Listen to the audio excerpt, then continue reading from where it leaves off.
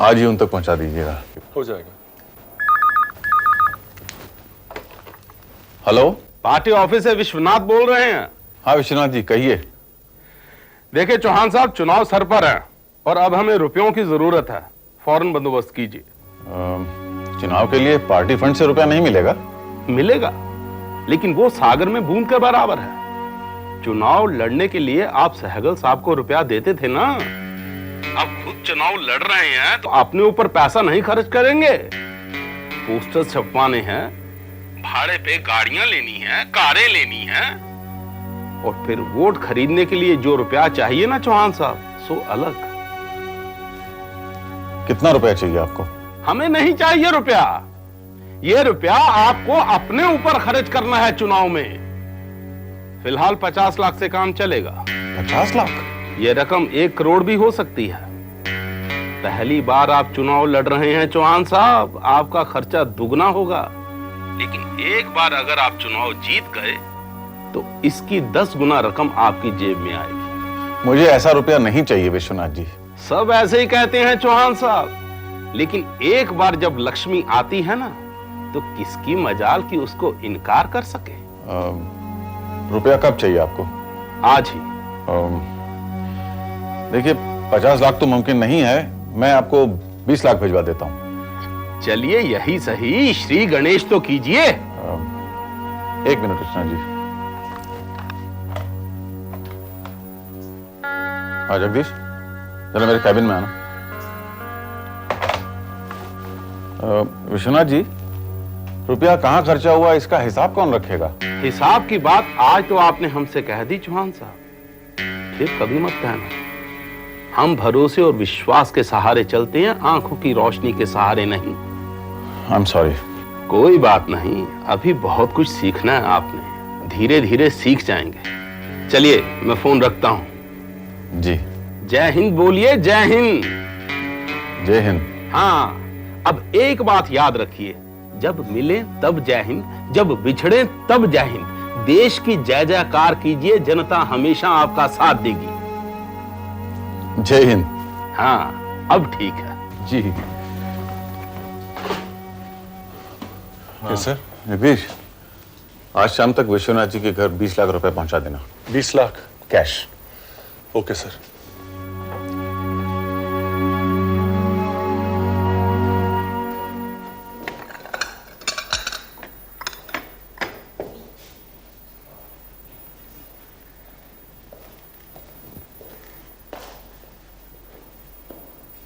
चाय पीजिएगा? हाँ पी लेंगे। अब हमें पूछना पड़ेगा आपसे या खुद बताएंगे आप? वहां क्या बातचीत हुई? वहां बातचीत नहीं, बहस हुई थी। आइए बैठिए, सुनिए।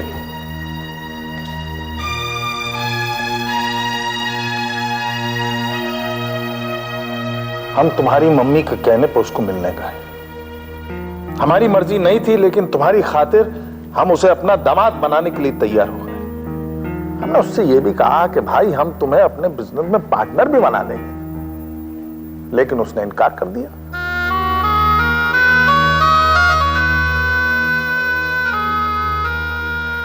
जयदेव ने इनकार कर दिया?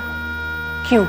वो हमारे सहारे से या हमारी मदद से जिंदगी में आगे बढ़ने को अपनी तौहीन समझता है।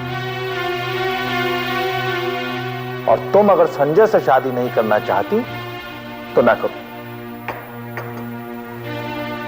मगर जयदेव से शादी करने का तो सवाल ही नहीं उठता, समझे?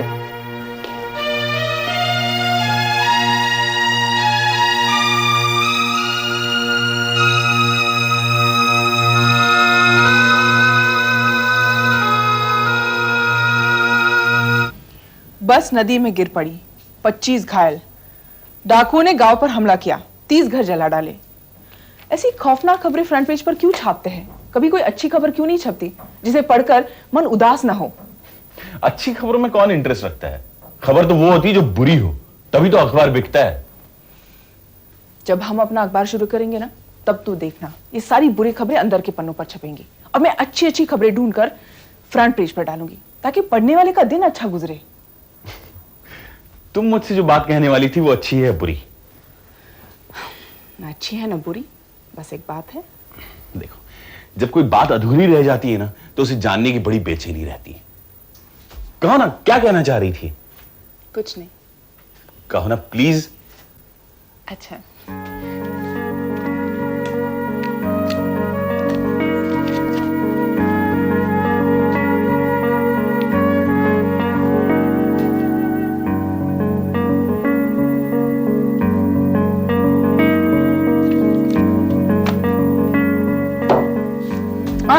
अभी नहीं, बाद में पढ़ना। बाद में कब? जब मैं केबिन से बाहर चली जाऊं। तो जाओ ना, ताकि मैं इसे पढ़ सकूं। अच्छा।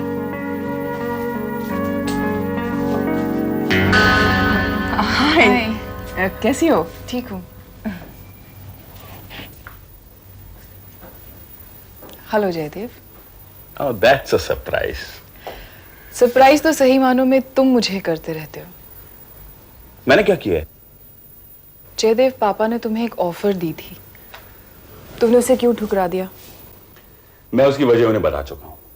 लेकिन वो वजह मैं तुम्हारे मुंह से सुनना चाहती हूँ। देखो ऐश्वर्या, इस बात पर बहस यहाँ ऑफिस में नहीं करेंगे, कहीं और मिल बैठेंगे और फिर बात करेंगे।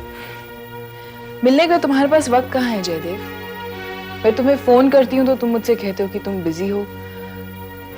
देखो जयदेव, पापा ने मुझसे कह दिया है कि अगर उनकी ऑफर तुम एक्सेप्ट नहीं करोगे तो हमारी शादी नहीं होगी। अब मैं तुम्हारा फैसला जानना चाहती हूँ। देखो ऐश्वर्या, मैं तुम्हें बता चुका हूं कि इस बात पर बहस हम यहां नहीं करेंगे।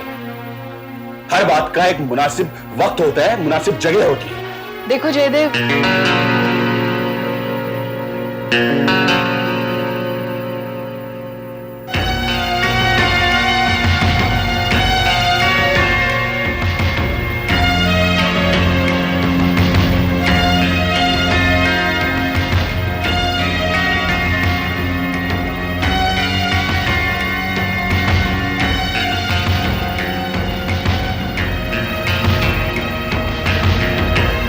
ये उसी ने लिखा ना जो अभी अभी केबिन से बाहर गई है? क्या लिखा है इसमें?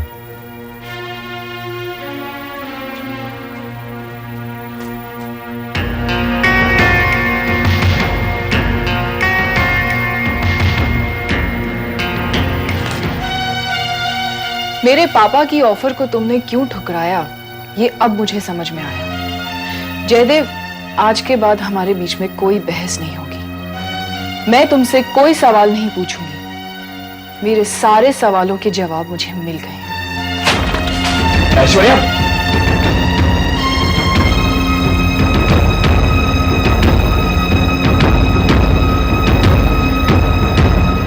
संजय, बात करो अपनी माँ से, तुम्हारे लिए खुशखबरी लेके आई है।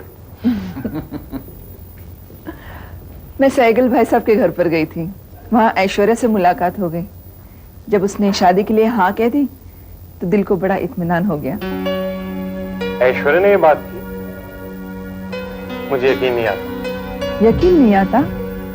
तो क्या मैं झूठ कह रही हूँ? झूठ आप नहीं बोल रही, लेकिन किसी वजह से ऐश्वर्या झूठ बोल रही है। जब तक उसके मुंह से ये बात ना सुन लूं, मुझे यकीन नहीं आएगा। अब तुम भी उसे पूछने जाओगे? अब इसमें हर्ज क्या है? अगर मेरी उसके साथ शादी होने वाली है तो मैं अपनी तसल्ली कर लूं।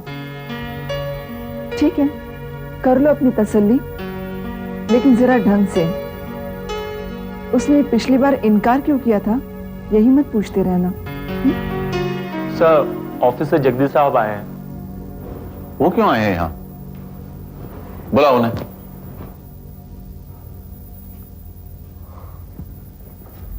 सुनो संजय, तुम ऐश्वर्या से शादी करना चाहते हो ना? जी मां। तो फिर उससे कोई ऐसी बात नहीं करना जिससे वो नाराज हो जाए। नहीं करूंगा, आप बेफिक्र रहिए, मैं ऐसी कोई भी बात नहीं। ठीक है। विश्वनाथ जी को रुपए पहुंचाए? नहीं सर, मैं उनके घर तक पहुंच ही नहीं सका सर। क्या मतलब? सर, रास्ते में 2 गुंडों ने मुझ पर हमला कर दिया सर, रुपयों का बैग छीनकर फरार हो गए।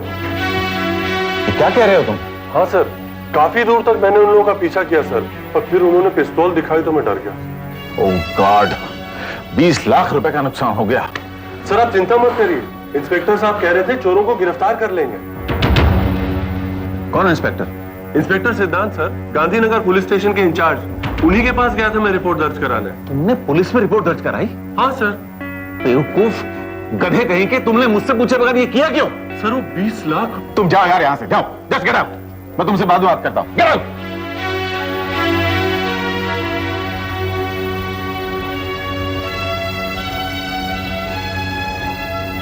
बैठे बिठाए ये एक नई मुसीबत आ गई। दुगनी मुसीबत आ गई। रुपए गए सो गए, ऊपर से बेवकूफ कैशियर पुलिस में रिपोर्ट दर्ज करा के आ गया। अरे वो 20 लाख रुपए जो मैंने भेजे उसका कोई अकाउंट थोड़ी होता है। अब मुझसे ये जवाब तलब किया जाएगा कि वो रुपया आया कहां से। त्यागी जी देखिए सियासत का क्या हाल हो रहा है। नमस्कार त्यागी साहब। कैसा है रज्जू भैया? बस जी, मेहरबानी है आपका। अरे भाई इनकी मेहरबानी बनी रहे, इसीलिए जरा जमकर खातिर करो इनकी। अगर त्यागी जी रूठ गए तो तुम्हारा रहना मुश्किल हो जाएगा इस शहर में। रहना ही नहीं भाई जी, हम तो कहते हैं जीना ही मुश्किल हो जाएगा हमारा। रज्जू भैया भी आपकी तरफ मीठी जुबान बोलता है। Cheers. एक मिनट। हेलो त्यागी साहब, मैं चौहान बोल रहा हूं। एक बहुत बड़ी मुश्किल में फंस गया हूं मैं, आपकी मदद की जरूरत है। हुक्म कीजिए।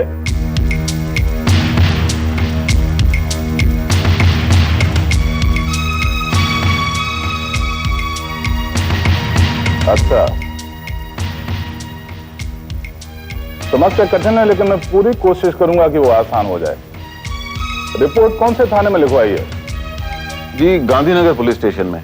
अच्छा, वहां के इंचार्ज तो इंस्पेक्टर सिद्धांत हैं, मैं भी बात करता हूं उनसे। ओके, कौन था? हमारे अजीज दोस्त चौहान साहब पुलिस के शिकंजे में आ गए। अच्छा, क्या कह रहे थे? मुझसे मदद मांग रहे थे हमारे अजीज दोस्त। आप कहें तो और फंसा दें उन्हें। नेकी और पूछ पूछ त्यागी जी, ऐसा फंसाइए कि फड़फड़ाते रह जाएं, बचकर निकलना मुश्किल हो जाए उनका।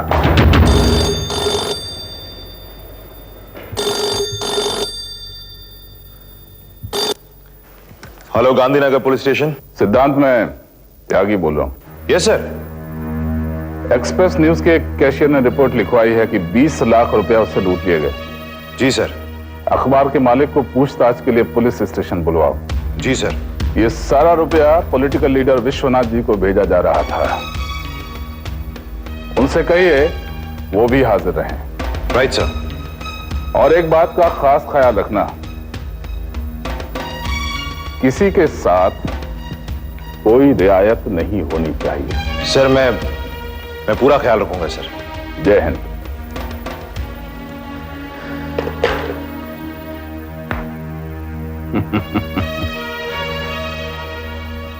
अब चौहान साहब को पुलिस स्टेशन बुलवाया जाएगा, उनसे पूछताछ की जाएगी कि ये रुपया वो कैसे भेज रहे थे और क्यों भेज रहे थे। भाई वाह त्यागी जी। रज्जू, त्यागी जी के लिए एक ड्रिंक बना। नहीं, अभी मुझे पुलिस स्टेशन जाना है। त्यागी जी, इस वक्त आप ड्यूटी सरकार की नहीं कर रहे हैं, ये हमारी दोस्ती की ड्यूटी कर रहे हैं। ठीक है, एक ड्रिंक और सही। भाई बात हो, ये लीजिए, ये जाम चौहान साहब के नाम। Cheers.